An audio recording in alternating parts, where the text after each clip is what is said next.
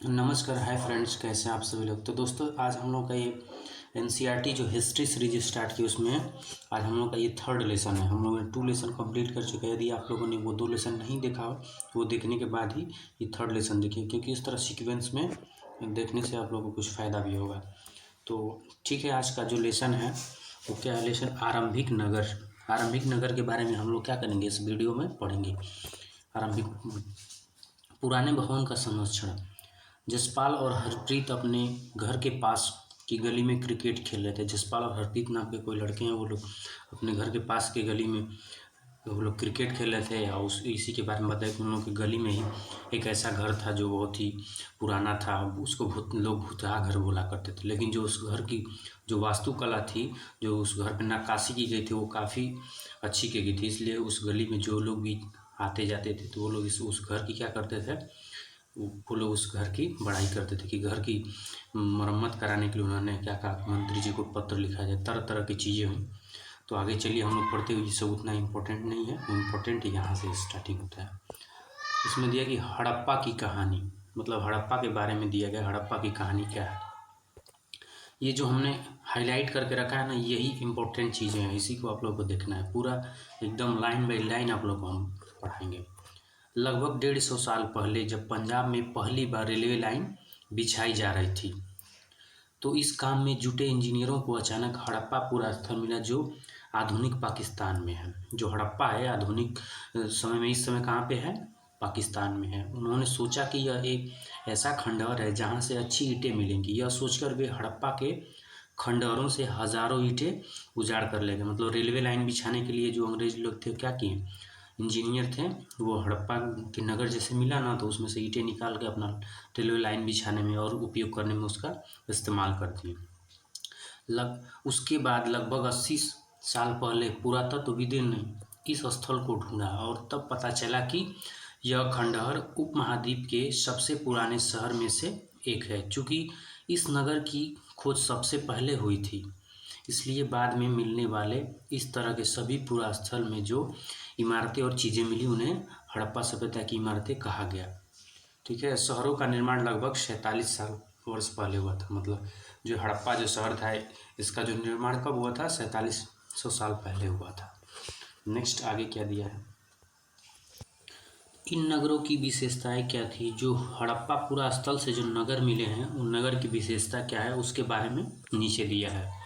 इन नगरों में से कई 2 या उससे ज़्यादा हिस्सों में विभाजित थे। जितने भी नगर थे ना, उसमें क्या था, 2 या 2 से ज़्यादा हिस्सों में विभाजित थे। प्रायः पश्चिम भाग छोटा था लेकिन ऊंचाई पर बना हुआ था। जो पश्चिमी भाग था वो छोटा होता था लेकिन सबसे ऊंचाई पर उसको बनाया जाता था, और पूर्वी हिस्सा बड़ा था लेकिन यह निचले इलाके में था। ऊंचाई वाले भाग को पुरातत्वविद ने नगर दुर्ग कहा और निचले वाले हिस्से को निचला नगर कहा। दोनों हिस्सों की चारदीवारी पकी ईंटों से बनाई जाती थी। इसकी ईंटों इतनी अच्छी से पकी थीं कि हजारों साल बाद तक उनकी दीवारें खड़ी रहीं। दीवार बनाने के लिए ईंटों की चिनाई इस तरह से करते थे जिससे कि दीवार खूब मजबूत रहे। मतलब वो हड़प्पा सभ्यता में जैसे जो मकान बने थे ना, उन्हीं के बारे में बताया जा रहा है कि किस तरह से वो लोग अपना घर बनाते थे। कुछ नगरों के नगर दुर्ग के कुछ खास इमारतें बनाई गई थी। मिसाल के तौर पर मोहनजोदड़ो में खास तालाब बनाया गया था जिसे पुरातत्वविद ने महान स्नानागार कहा। मतलब ये क्वेश्चन भी आता है कि महान स्नानागार कहाँ से पाया गया है, तो ये मोहनजोदड़ो से मिला है। और ये कहाँ पर मिला है? मोहनजोदड़ो से महान स्नानागार पाया गया है। तो ये बहुत ही इम्पोर्टेंट क्वेश्चन है। इस तालाब को बनाने में ईंट और प्लास्टर का इस्तेमाल किया था। इसमें पानी का रिसाव रोकने के लिए प्लास्टर के ऊपर चारकोल की परत चढ़ाई गई थी। इस सरोवर में 2 तरफ से उतरने के लिए सीढ़ियाँ बनाई गई थी और चारों ओर कमरे बनाए गए थे। इसमें भरने के लिए पानी कुएं से निकाला जाता था। उपयोग के बाद इसे खाली कर दिया जाता था। शायद यह विशिष्ट नागरिक विशेष अवसरों पर स्नान किया करते थे। और नेक्स्ट है, कालीबंगन और लोथल जैसे अन्य नगरों में अग्निकुंड मिले हैं। ये क्वेश्चन आता, बहुत ही वेरी वेरी इंपॉर्टेंट क्वेश्चन है कि कहाँ से अग्निकुंड के साक्ष्य कहाँ से मिले। अग्निकुंड के जो साक्ष्य मिले वो कहाँ से मिले हैं? कालीबंगन से और लोथल से जो मिले हैं, अग्निकुंड के साक्ष्य मिले हैं। बहुत ही इंपॉर्टेंट क्वेश्चन है। यज्ञ किए जाते होंगे। हड़प्पा, मोहनजोदड़ो और लोथल जैसे जैसे कुछ नगरों में बड़े बड़े भंडार गृह मिले हैं। जैसे भंडार गृह अनाज वगैरह रखने के लिए सब चीज़ें कहाँ से मिली हैं, तो मोहनजोदड़ो और लोथल से मिला है। कालीबंगन और लोथल जैसे अन्य नगरों में से अग्निकुंड मिले हैं। तो हो गया। नेक्स्ट क्या दिया है, तो हड़प्पा के बारे में ही बताया गया, इसमें कुछ इतना खास नहीं है। नीचे देखते हैं, ये बनाया गया है, ये जो महान स्नानागार है हड़प्पा सभ्यता के समय में। इधर से क्या हुआ, इस साइड से भी सीढ़ियाँ बनाई गई हैं, इधर से भी, इधर से भी, इधर से भी, चारों तरफ से क्या सीढ़ी बनाई गई उतरने के लिए। कुछ विशेष अवसर पे जब उन लोगों का होता था तो उस समय ये लोग उसका इस्तेमाल करते थे। भवन, नाले और सड़कें, जो हड़प्पा सभ्यता थी तो हड़प्पा सभा में भवन किस तरीके से बनते थे, उन लोगों के नाले कैसे थे, सड़कें कैसी थी, उसके बारे में नीचे दिया गया। इन नगरों में क्या के घर आमतौर पर 1 या 2 मंजिला होते थे। मतलब जो हड़प्पा सभ्यता के लोग थे वो अपना घर क्या बनाते थे, या तो 1 मंजिला बनाते थे या तो 2 मंजिला। घर के आंगन के चारों ओर कमरे बनाए जाते थे। अधिकांश घरों में एक अलग स्नानागार होता था और कुछ घरों में कुएं भी होते थे। कई नगरों में ढके हुए नाले थे, इन्होंने सावधानी से सीधी लाइन में बनाया जाता था। हर नाली में हल्का ढलान होता था ताकि पानी आसानी से निकल सके। और तो यहाँ पे दिखाया गया है कि एक जो कर्मचारी है, मिस्त्री है, वो कैसे घर की चुनाई कर रहा है। हड़प्पा के नगरों में ईंट की चुनाई, हड़प्पा के नगर में जो ईंट की चुनाई कैसे होती थी यहाँ पे दिखाया गया है।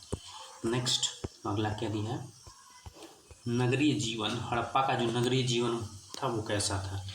हड़प्पा के नगरों में बड़ी हलचल रहा करती थी। यहाँ पर ऐसे लोग भी रहते थे जो नगर की खास इमारतें बनाने की योजना में जुटे रहते थे। नगरीय जीवन के बारे में उन लोगों का जीवन कैसा था, किस तरीके से घर बनाते थे, लिपिक वगैरह थे, मुहर बनाने के लिए किस किस तरह के लोग रहते थे, उसी के बारे में बताया। उतना कुछ खास नहीं है इसमें, ये जो दिया है इसमें उतना कुछ खास नहीं है। सबसे यहाँ पर दिया है, सबसे ऊपर मोहनजोदड़ो की एक सड़क और उसके बना नाला, ऊपर एक कुआं और बाईं ओर हड़प्पा की मुहर। इस मुहर के ऊपर के चिन्ह एक खास लिपि में लिखे गए हैं। ये बताया गया है कि जैसे ये हड़प्पा सभ्यता में ये कुआं बनाया गया है, ये मुहर वगैरह ये सब चीज़ें हैं, उसी को दिखाया गया है। नगर और शिल्प, जो हड़प्पा सभ्यता उसके नगर और शिल्पकला का विकास कैसे हुआ था उसके बारे में बताया जा रहा है। आओ अब कुछ ऐसी चीज़ों के बारे में अध्ययन करें जो हड़प्पा के नगरों से प्राप्त हुई हैं। पुरातत्वविद को जो चीज़ें वहाँ मिली हैं उनमें अधिकतर पत्थर, शंख, तांबे, कांसे, सोना और चांदी जैसी धातुओं से बनाई गई थी। तांबे और कांसे जैसे औजार, हथियार, गहने और बर्तन बनाए जाते थे। सोने और चांदी से गहने और बर्तन बनाए जाते थे। यहाँ पर जो हड़प्पा सभ्यता के बारे में बताया गया कि सड़क है और सड़क के नीचे कैसे नालियाँ बनाई गई, उसके नीचे ये कुआं दिखाया गया कि कुआं किस तरीके का बनाया जाता था। तो जो हड़प्पा सभ्यता थी बहुत ही वो लोग कुशाग्र व्यक्ति थे वो लोग। उसी तरह यहाँ पर क्या दी गई, कुछ मोहर वगैरह दी गई हड़प्पा सभ्यता की, और ये भी कुछ दिया गया। यहाँ पे भी क्या दिया गया है, ये के खास लिपि में मोहर को बनाया गया है। अब नगर और नए शिल्प, नगर और नए शिल्प के बारे में हम लोग इसमें देखेंगे आगे। नगर और नए शिल्प के बारे में, नगर और नए शिल्प। आओ अब तुम कुछ ऐसी चीज़ों के बारे में अध्ययन करो जो हड़प्पा के नगरों से प्राप्त हुई हैं। पुरातत्वविद को जो चीज़ें वहाँ से मिली हैं उनमें अधिकतर पत्थर, शंख, तांबे, कांसे, सोने और चांदी जैसी धातुओं से बनाई गई थी। तांबे और कांसे से औजार, हथियार, गहने और बर्तन बनाए जाते थे। सोने और चांदी से गहने और बर्तन बनाए जाते थे सब। तो यहाँ पे दिखा जाए क्या दिया है, ऊपर पत्थर की बाट देखो, यहाँ पर एक पत्थर का बाट बनाया गया है, इधर फिगर में दिखाया गया है। और जो इन्हें चट पत्थर से बनाया जाता है, जो ये बाट बनाए जाते थे ना, ये चट पत्थर से बनाए जाते थे। शायद इन्हें बहुमूल्य पत्थर और धातुओं को तौलने के लिए बनाया गया था। मध्य में बाएं मनके इनमें से कई कार्नेलियन पत्थर के बनाए गए थे। जो ये मनके बनाए गए, ये जो बाएं में दिया है मनके वगैरह, ये सब चीज़ें भी कहाँ से बनती थी? हड़प्पा सभ्यता में ही। पत्थरों को काटकर और तराशकर मनके बनाए जाते थे। इनके बीच छेद किए थे ताकि धागे डाला जा सके। जैसे यहाँ पे ये मनका जो बनाया गया है, उसके अंदर जो धागा डाल के इसको पिरो के माला टाइप में बनाया गया, जैसे लोग आभूषण बनाए जाते थे पहनने के लिए।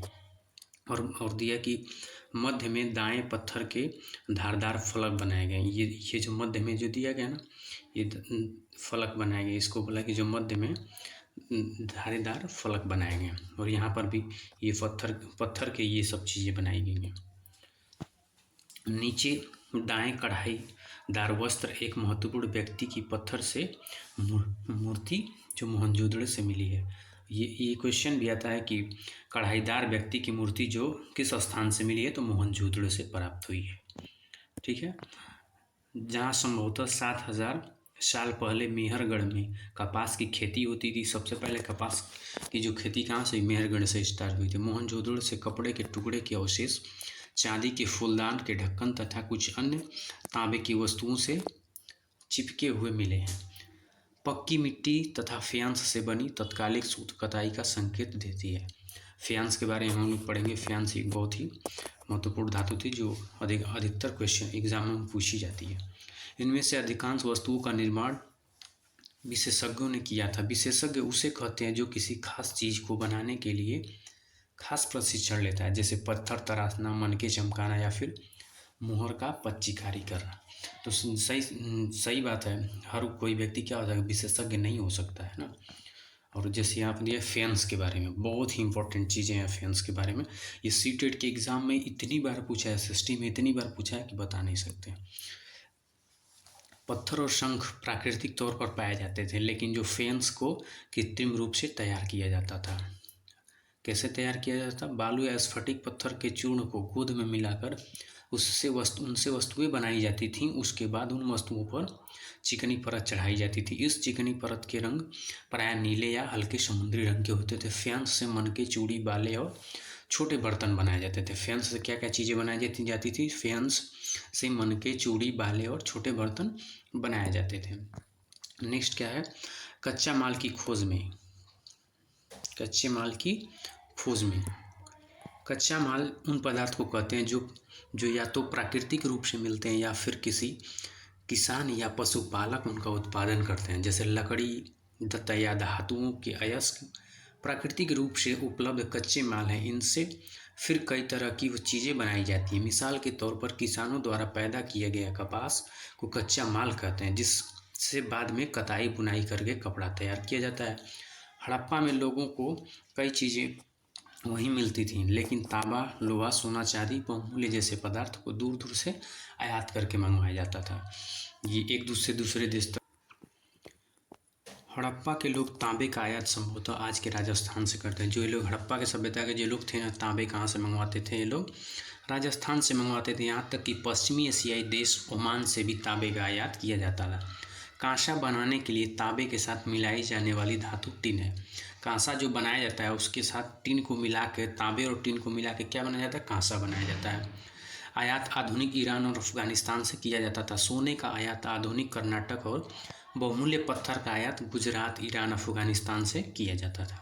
ये उन चीज़ों के बारे में बताया गया कि कौन कौन चीज़ें किस किस देश से लाई जाती थी और हड़प्पा सभ्यता के लोग जो थे उसका अपना इस्तेमाल करते थे। यहाँ पे दिया गया नगरों में रहने वालों के लिए भोजन जरूर, जायज़ सी बात है। जो लोग रहेंगे तो खाने पीने के लिए अपने व्यवस्था जरूर करेंगे। तो वो लोग क्या क्या चीज़ें खाते थे, किस तरह से अपना जीवन यापन करते थे, उसके बारे में बताया गया। लोग नगरों के अलावा गाँव में भी रहते थे। वे अनाज उगाते थे और जानवरों पालते थे।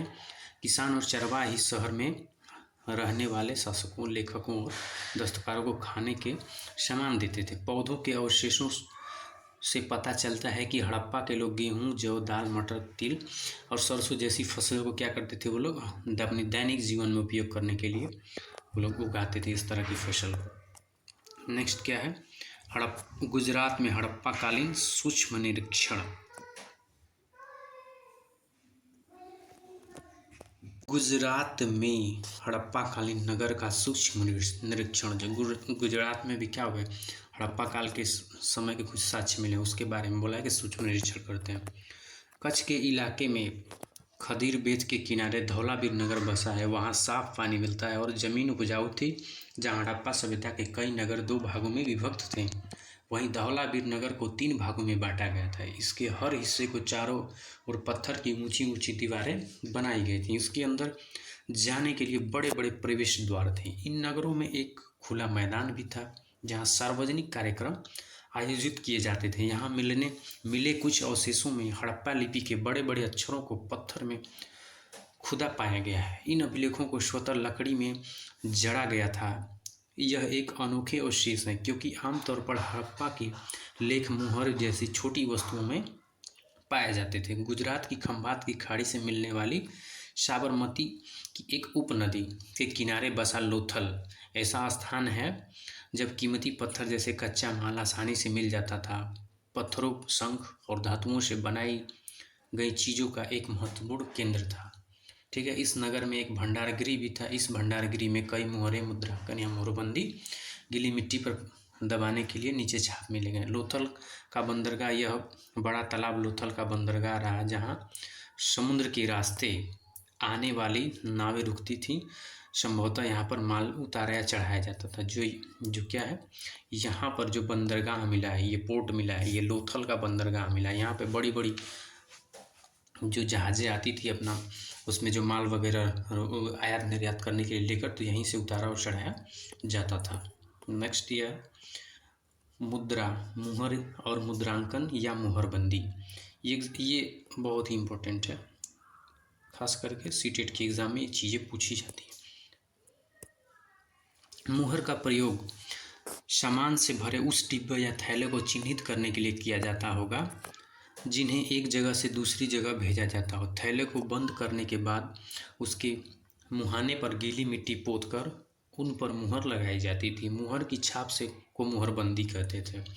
अगर यह छाप टूटी नहीं थी तो यह साबित होता था कि सामान के साथ कोई छेड़छाड़ नहीं किया। मतलब जो हड़प्पा सभ्यता के लोग थे, आज के समय में जो हम लोग एक जगह से दूसरी जगह कोई सामान वस्तु भेजनी हो तो अच्छे से पैकिंग करके भेजते हैं, लेकिन ये लोग क्या करते थे, उसके ऊपर मिट्टी लेप करके भेज देते। यदि वो मिट्टी क्या होती थी, टूटी रहती थी, तो ये लोग पता चल जाता कि सामान के साथ कोई छेड़छाड़ी किया गया है।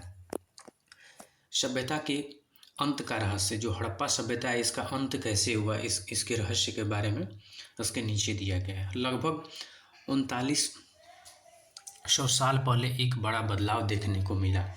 अचानक लोगों ने इन नगरों को छोड़ दिया। लेखक, मुहर और बाटों का प्रयोग बंद हो गया। दूर दूर से कच्चे माल का आयात काफ़ी कम हो गया। मोहनजोदड़ो में सड़कों पर कचरे के ढेर बनने लगे। जल निकासी प्रणाली नष्ट हो गई और सड़कों पर ही झुग्गीनुमा घर बनाए जाने लगे। जो हड़प्पा सभ्यता थी, जो इन लोगों की जो नाली, जो पानी बहने की जो नाली वाली व्यवस्था थी, सड़क की व्यवस्था थी, जो बहुत ही दुरुस्त थी उन लोगों की, अब हम लोग ये ख़त्म हो चुका है। कुछ यहाँ पर कुछ इम्पोर्टेंट चीज़ें दी गई हैं, इसको देख लेते हैं एक बार। मेहरगढ़, यहाँ पर दिया है कि मेहरगढ़ में कपास की खेती लगभग 7000 साल पहले हुई थी। नगरों का आरंभ लगभग 4700 साल पहले हुआ था। हड़प्पा के नगरों के अंत की शुरुआत लगभग 3900 साल पहले हुई थी। अन्य नगरों का विकास लगभग 2500 साल पहले हुआ था। तो दोस्तों क्या है कि आज हम लोग की NCERT क्लास 6th की जो लेक्चर नंबर 3 था और चैप्टर भी 3 था, हम लोगों ने कंप्लीट कर दिया। अब नेक्स्ट जो चैप्टर है हम लोग का क्या है, क्या बताती है हमें किताबें और खबरें, इसके बारे में हम लोग पढ़ेंगे नेक्स्ट वीडियो में। हाय फ्रेंड्स, यदि आप लोगों को ये वीडियो अच्छा लगे तो अपने फ्रेंड्स के साथ भी शेयर करिए, चैनल को सब्सक्राइब करिए, वीडियो को लाइक करिए। मिलते हैं अगली वीडियो में। धन्यवाद।